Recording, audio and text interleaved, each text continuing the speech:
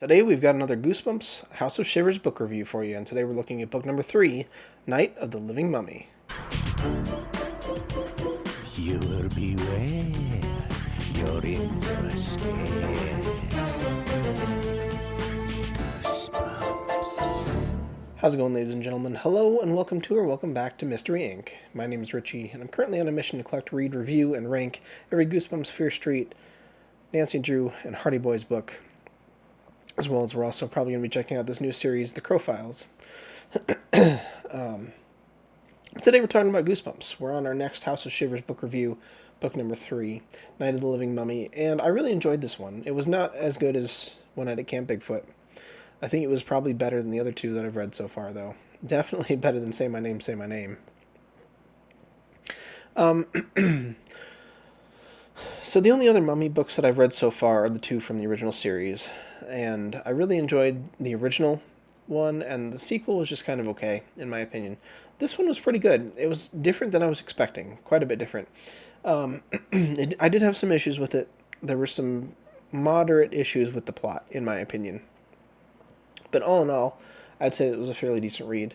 So you have, we actually have a couple of main characters here, but the first main character, who is at the beginning of the book, is set up for us. We have Harry Silverman, aka Happy Silverman. Everyone calls him Happy. His real name's Harry. And he is your typical, 12-year-old Goosebumps character. He's got a couple of friends. Don't really remember their names. His cousin and his friend Abby and Jaden. They don't play a big part of the story, so they're just kind of there. But so you have Happy, who is obsessed with everything ancient Egypt, and is really into pyramids and mummies and stuff like that.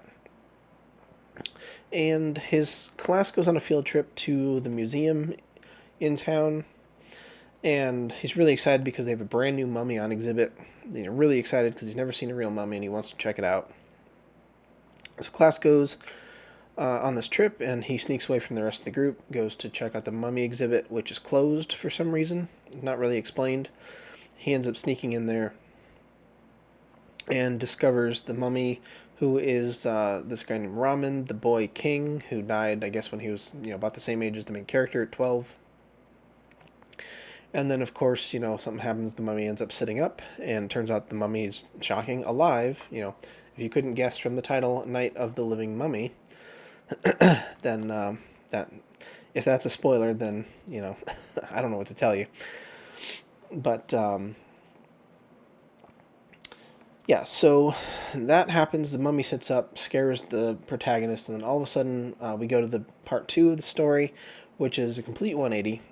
We travel back to ancient Egypt, and we're seeing Ramen before he died, his interaction with his siblings and his mother, and he's recently become king of Egypt, or pharaoh, I guess. And so we've got his family interactions. There's this advisor guy who kind of, made me think of like Jafar,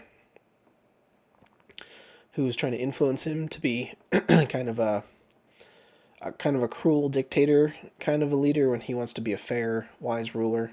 Even though he's only a kid, but he really wants to live up to the image of his father, be a wise and good king. And in a shocking turn for a Goosebumps book, he actually ends up getting murdered. So our main character dies, like legit dies. A main character. I was not happy, but our mummy, Ramen, we see the death scene and everything, and it's quite shocking. I mean, obviously we expected it because we knew that he was going to become a mummy, but it was quite shocking for a Goosebumps book. Having just been reading Fear Street books recently, I was like, whoa. Was not expecting to actually see that depicted. And it also wasn't what you think. There's a couple of like fake outs there. So anyway, they try to bring the kid back to life. There's this wizard guy that is there. I also forgot a big plot point. A lot of the story revolves around this amulet, which is supposed to have like magical powers over the desert and stuff like that. Kind of made me think a little bit of like the jungle magic with the the shrunken head and how I got my shrunken head, where it's just kind of vague, not really explained. And the amulet belonged to Ramen's father, and then passed it on to Ramen when he died. And of course, it goes missing. Anyway, this wizard guy tries to resurrect him. He's got these magic powers, and it doesn't seem to work. And so then the wizard disappears, seeming all disappointed. They end up mummifying the kid and are getting ready to bury him. When all of a sudden the mummy starts sitting up and came back to life. It was like the wizard's spell worked, but it was like delayed. And then they figure out that the wizard was the one that stole the amulet and then ran off and allegedly had some magic that allowed him to time travel to the future. Cut back to present day, and we have our mummy character here who is trying to get his amulet back from this wizard, and does what he can to enlist the help of Happy Silverman. I'm not going to spoil what happens there, but it was really unexpected. They end up working together. Happy doesn't really want to, but he also kind of does. It kind of goes back and forth. Like I said, there were some issues with the plot here, which I'll get into in a minute, but they end up, trying to track this wizard down and get the amulet back. And so that's really what the rest of the book's about. I'm not going to spoil any more of the story. If you want to find out, you have to pick it up and read it for yourself. But overall, very enjoyable read, even though, like I said, there were some pretty glaring plot holes, in my opinion, which let's go ahead and talk about that. Let's pull up the star ranking, and we'll go through all that stuff here. Here we are. Star rankings for Night of the Living Mummy. So first of all, characters. I went ahead and gave this a 4-star. Don't remember exactly why I did this. I made this last night, but most of the characters seem pretty good. I think I knocked off a star because the wizard character does some questionable things that don't really make sense for the story, and I guess that's going to fall more into the plot, but it just doesn't really make sense for the character either. So, Happy was written pretty well, Ramen was written pretty well, although, again, I had a couple of issues with Ramen's character. He says something and immediately kind of does like the opposite. This is after he's a mummy. And, I don't know. I felt most of the characters were written pretty well. Happy was a pretty good character. The friends who didn't play much part of the story, Ramen's mother was all right. I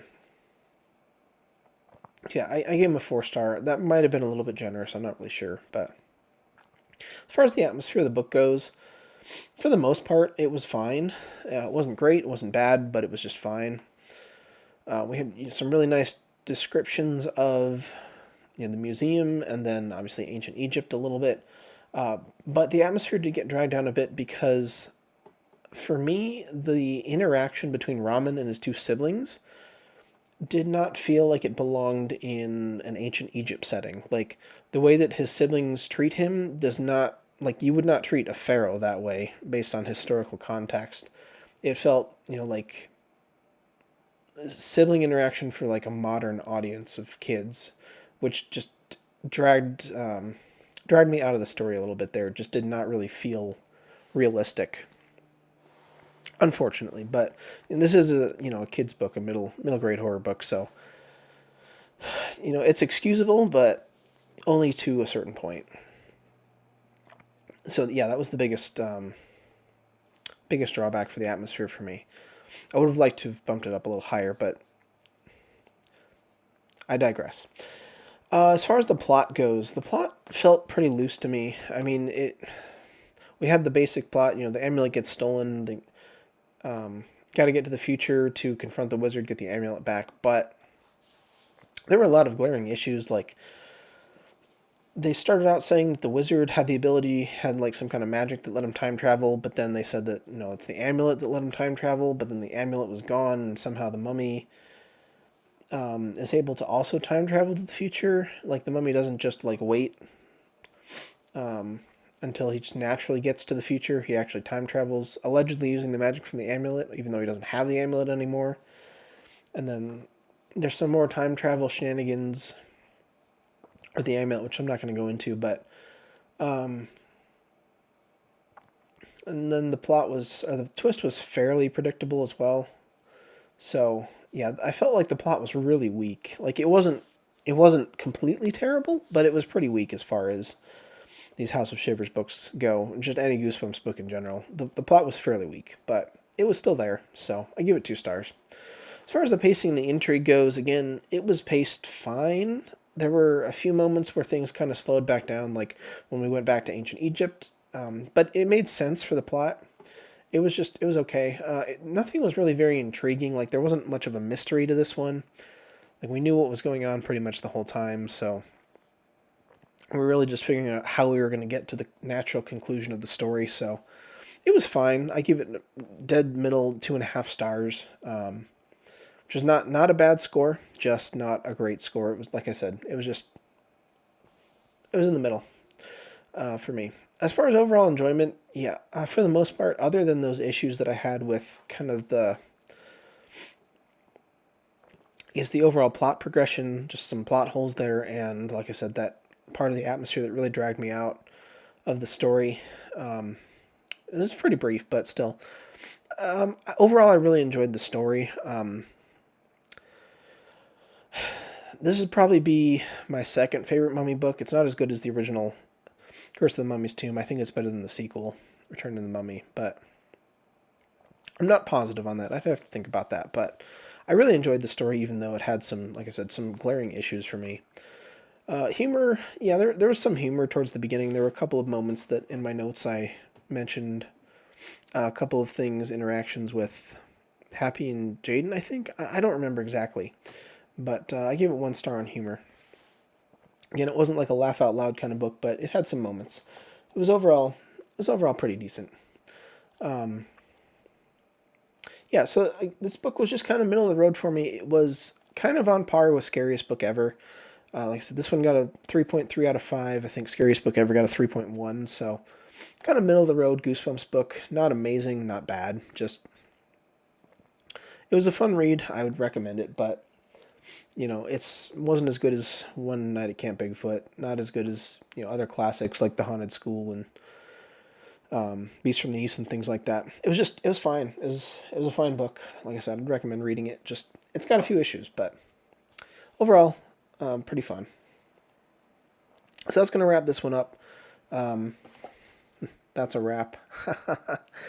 Okay, I'm trying. I try to be funny. Sometimes it works. Sometimes it comes off like that. Next Goosebumps book that we're going to be doing a review for is Jekyll and Heidi, and then after that, I'm going to do one of those Crow Files books. I don't know if you saw the video on that. It's a modern Goosebumps-esque middle grade horror series with modern technology twist to it. And then after that, we're going to read Goblin Monday. That's going to be our next House of Shivers book here, and I'm going to save the last sleepover for the last House of Shivers book that I have to read, at least until What We Do in the Night comes out in August. And I'm not really sure what I'm going to do after that as far as Goosebumps goes, because obviously we still have a lot of Series 2000 to go through. I keep saying that I'm going to start reading GYG, and I am eventually. Those books seem like they're going to take a bit more time to sit down and actually read and go through, because obviously it's not a linear story. You got to sit through and map. Some of them have a single story, some of them have multiple branching stories, so going to start looking at those at some point. But as far as a second series to be a companion to my Series 2000 reading, let me know what you guys think. I'm leaning towards either House of Horrors. House of Horrors? What am I talking about? That's not a Goosebumps series. Where did that even come from? Hall of Horrors. Hall of Horrors, that's what I'm talking about. Either Hall of Horrors or Most Wanted. I'm thinking maybe Most Wanted. It's a fairly long series. It's not super tied to anything else except for, I think, Creature Teacher number 2 is in there, if I'm remembering correctly, and stuff. I do want to read Horrorland too, also, obviously, but I'm not going to read Horrorland until I can sit down and give it just like dedicated time, because obviously those books are all connected to each other. So I want to read those, back to back to back. Don't want to be jumping around between a bunch of things. And I also don't think I want to jump into Slappy World yet, because there's several other Slappy books that I haven't read. including a couple from Series 2000. I don't know that it matters that those are read ahead of Slappy World, but for me personally, I want to get through those first. So, yeah, let me know what you think. Hall of Horrors or Most Wanted for the next companion series once we're done with House of Shivers. At least, what's released so far. Yeah, let me know what you guys thought of this one as well. Did you enjoy this one? Is this middle of the road for you as well? Better or worse? What do you think about this? Also, let me know what you think about Goblin Monday, but don't spoil it because I haven't read it yet. It's going to be a week or two before I get to it, I think. We shall see. Now, thank you guys so much for watching. I hope you enjoyed, and we'll catch you in the next one. Have a nice day.